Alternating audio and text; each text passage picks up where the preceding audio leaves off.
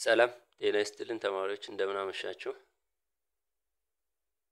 ዛሬ ግሬድ 10 ሂስትሪ ቻፕተር 5 የዩኒት ርዕስ ግሎባል ኤንድ ሪጂናል ዴቨሎፕመንት ሲንስ 1945 በዓለም አቀፍ እና በአካባቢ ያሉ ዴቨሎፕመንቶች ከ1945 በኋላ ነው። የባለፈው የሚቀጥል ነው። ፓርት 3 ነው ይሄ። and my name is Mr. ጌታቸው። በዚህ እንትን የምናየው ስለ ጃፓን ከሁለተኛ ዓለም ጦርነት በፊትና በኋላ ያስመዘገበችውን ኢኮኖሚካል እድገት እናያለን።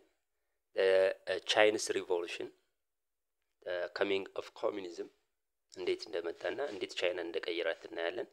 ከዛ ኮሪያን ዋር ሁለቱ ኮሪያዎች ጦርነት አድርገዋል ከ1950 እስከ 53 ፋክተሩ ምንድነው ሪዛልቱስ ምን ሆነ የሚለውን እናያለን። ስለዚህ በጥሞና ተከታተሉኝ። So when you see Japan before the World War II, Japan had the most industrialized of the Asian nation. ከሁለተኛ ዓለም ጦርነት በፊት በኢንዱስትሪ ከኤዥያ ኔሽኖች የበለጸገች ሀገር ጃፓን ነች። So but when you see World War II, Japan was on the side of the Axis power. So they were defeated and it resulted destruction. ወድማለች ጃፓን። The Cold War led the reversal of Japan's international position. ኮልድ ዋር ከሁለተኛ ዓለም ጦርነት ካለቀ በኋላ ኮልድ ዋር ተነስቷል አይደለም? በባለፈው ክላስ ያየነው በሁለት በኮሚኒስት እና በካፒታሊስት ብሎክ ተከፍሎ ማለት ነው። ስለዚህ ይሄ ጃፓን እንደገና ከሁለተኛ ዓለም ጦርነት በፊት እንደነበረችው እድገቷ መልሷታል ማለት ነው። how እናያለን። Since its loss in the World War II, Japan has a close ally of the United States. በዩናይትድ ስቴትስ ብትሸነፍም ከዛ ከሁለተኛ ዓለም ጦርነት በኋላ ግን ከአሜሪካ ጋር የቀረበ ግንኙነቷን ጀምራለች ማለት ነው። ሌላው አሜሪካም ትፈልጋታለች ጃፓን። ለምን?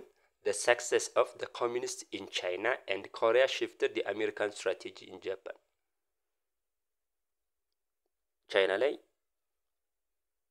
ኮሚኒዝም ተስፋፍቷል፣ ኮሪያም እንደዚሁ። ስለዚህ ጃፓን ወደ ኮሚኒስት እንዳትሄድ ትፈልጋለች። ስለዚህ ስትራቴጂካል ወይም ስትራቴጂክ ወዳጁ አድርጋታለች ማለት ነው። አሜሪካ ፍላጎት አላት።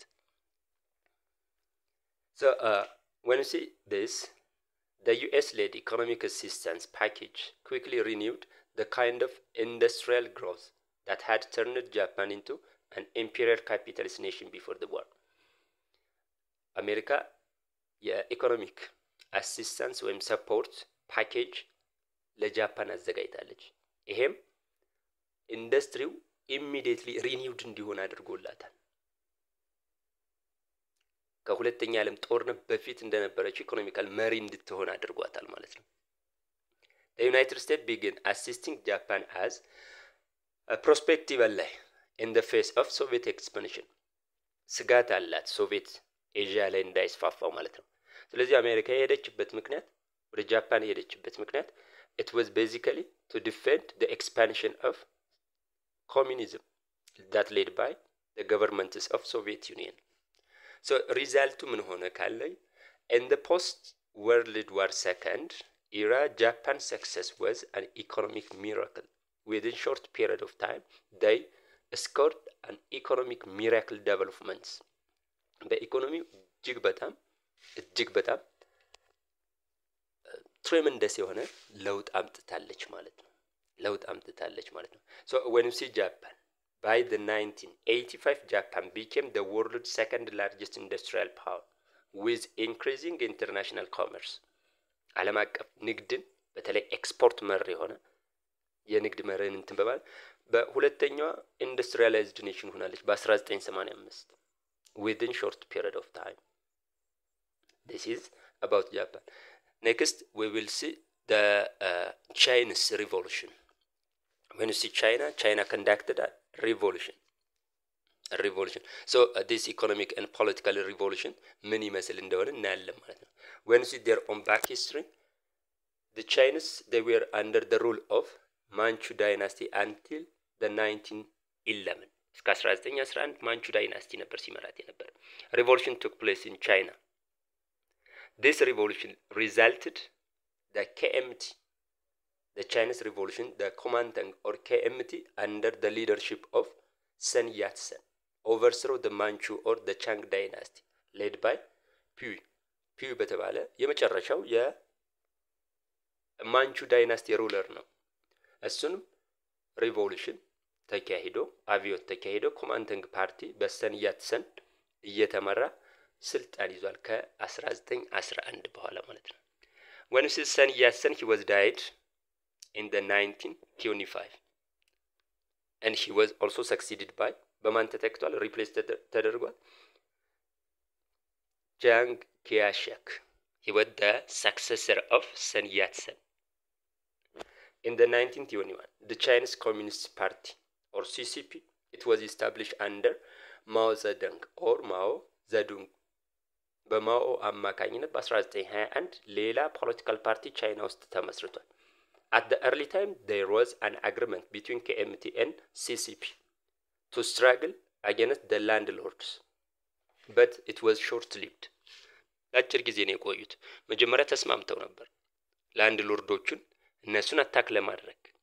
ነገር ግን የስምምነታቸው ለአጭር ጊዜ የቆየ ነበር።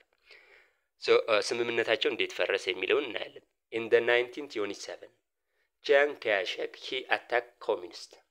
በማኦ የሚመራውን የኮሚኒስት ጦር አታክ ማድረግ ጀምሯል። ከዚህ ጊዜ ጀምሮ አንድነታቸው ፈርሷል ማለት ነው።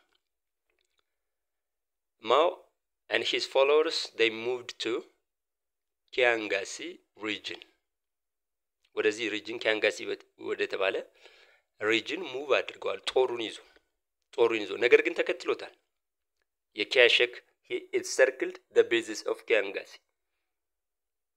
የጦሩን ዋና ማዕከል ኒውክሊየሱን ኢንሰርክልድ አድርጓቸዋል ወይም የኮሚኒስት ጦር እንዳይወጣ ከቧቸዋል ማለት ነው።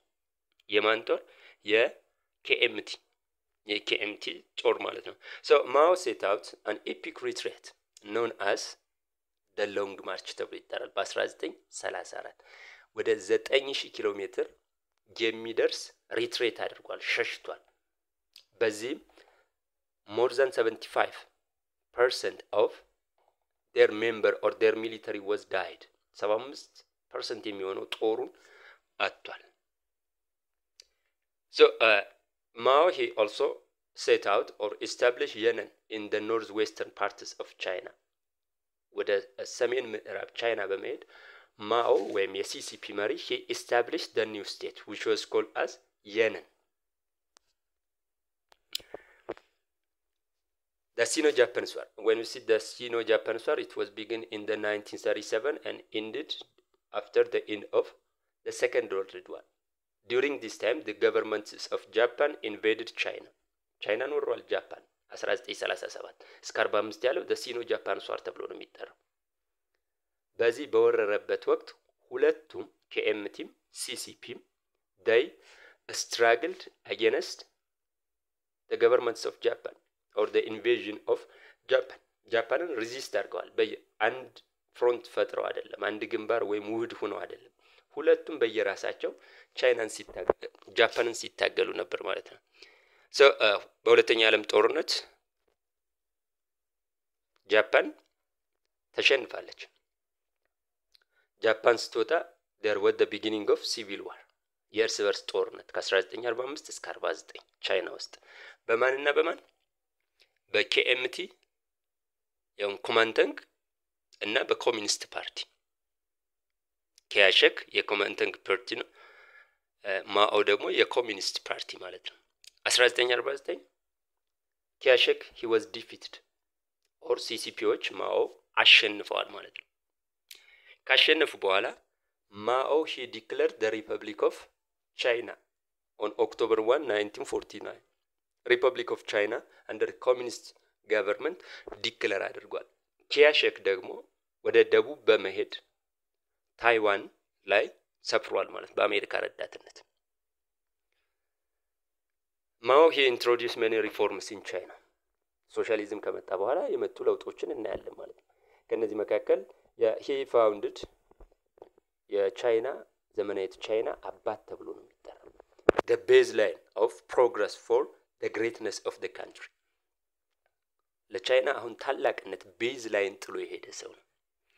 ሪፎርሞቹ ምን እንደሆኑ እናያለን ማለት ነው። አንደኛው land was distributed to peasants መሬት ለገበሬዎቹ አከፋፍሏል።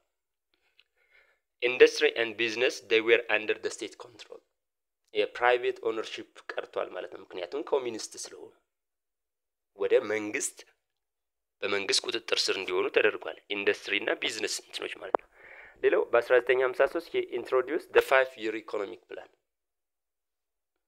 When we see within short period of time in the 1958 the great leap forward እጅግ በጣም አስደናቂ የሆነ የኢኮኖሚክ ዴቨሎፕመንት አስመዝግበዋል በ1958 ማለት ነው።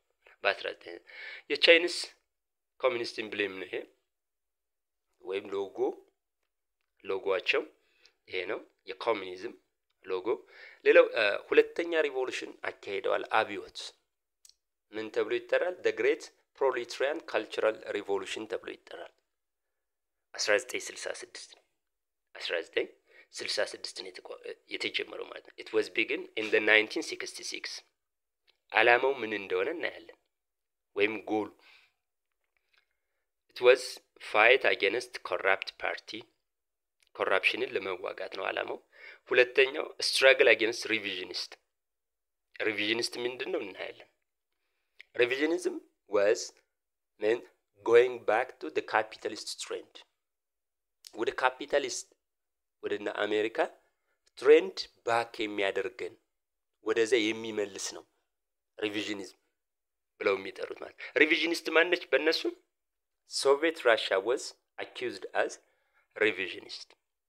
But when you see the great proletarian cultural revolution, it was not successful አልነበረም እንደ ኢኮኖሚክ እና ፖለቲካል ሪቮሉሽኑ ማለት ነው። ምክንያቱም there was the coming of new young leaders in communist የማኦ ወይም የትልልቆቹ ያሮጊቶቹ እንትን አስተሳሰብ ቀርቶ በአዲስ ፕሮግሬሲቭ ወይም ተራማጅ በሆኑ ሰዎች ኮሚኒስት ወይም የቻይና ኮሚኒስት መመራት ስለጀመረ ይሄ ካልቸራል ሪቮሉሽኑ ምን ብሏል? ሰክሰስፉል አልነበረም ማለት ነው። ይሄን ፖስተር የሶሻሊዝም ወይም የካልቸራል ሪቮሉሽኑ ፖስተር ይሄ ነው። the poster for cultural revolution successful ያልሆነው ማለት ነው።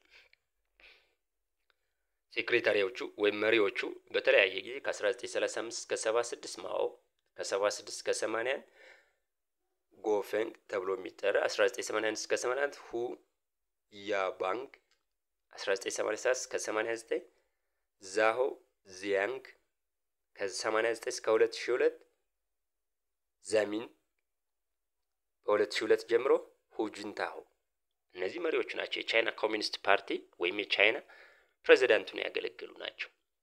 ይሄ ለፋዘር ኦፍ ሞደርን ቻይና ተብሎ የሚጠራው የማኦ ዛዱንግ ስታቱ ወይም ሐውልት ነው። ሌላኛው የኮሪያን ዋር ነው። ኮሪያ ዋር it was conducted from 1950 up to 53 ኮዙን እናያለን። when you see Korea was under the colony or control of Japan since the time of 1910 ከ1910 ጀምሮ በጃፓን ቁጥጥር ስር ነች እስከ 1945 so በ1945 Korea was free from the hand of Japan liberated but division and war was followed after their liberation from the hand of Japan እንዴት ዲቫይድ ሆነ የሚለው እናያለን። Japan surrender on August 15 1945 ተማርካለች ወይም ተሸንፋለች። The country was divided into zones immediately እንደተሸነፉ ኮሪያ ላይ አሸናፊ ሀገሮቹ በሁለተኛ ዓለም ጦርነት አሸናፊ የነበሩት አሜሪካና ራሺያ ኮሪያን ከሁለት ተከፋፍለውታል። በማን ተብሎ እና ዲቫይዲንግ ላይንም and they also ድንበር ወይም የክፍፍል ድንበር የተከፋፈሉበት ድንበርም አብጅተዋል ማለት ነው። 38 ዲግሪ ፓራላል ተብሎ የሚጠራ ማለት ነው።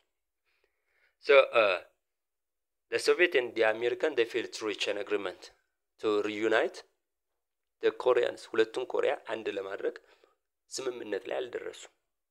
አሜሪካና ሶቪየት ዩኒየን or Russia. So in the 1948 two separate governments were established, each claiming to be the legitimate government of all Korea. በ1948 ሁለት ሀገር ሆነው ተከፍለዋል ማለት ነው። ሁለት መንግስታቶች ተቋቁመዋል።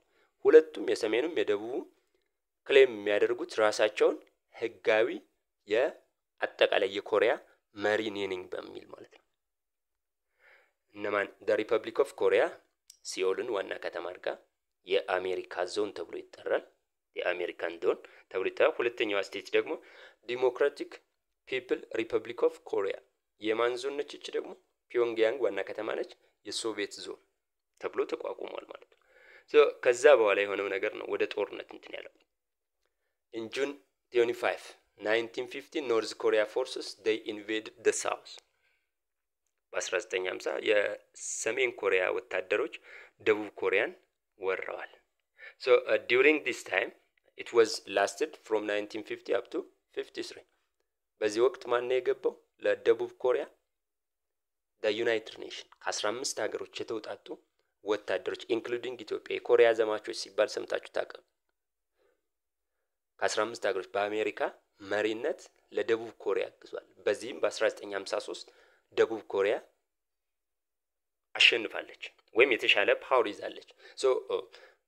ጦርነቱ ብለዲ ነው። ከሁለተኛ ዓለም ጦርነት በኋላ ትልቅ ደም አፋሳሽ የነበረ ጦርነት ነው። ሪዛልቶቹን ካየን ወደ 3 ሚሊዮን የሚደርሱ ኮሪያዎች ሙተዋል በዚህ ወቅት ማለት ነው።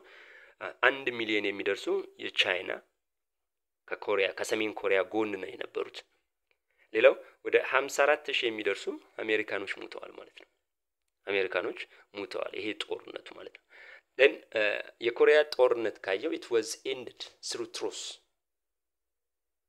በተኩስ አቁም ማለት ነው።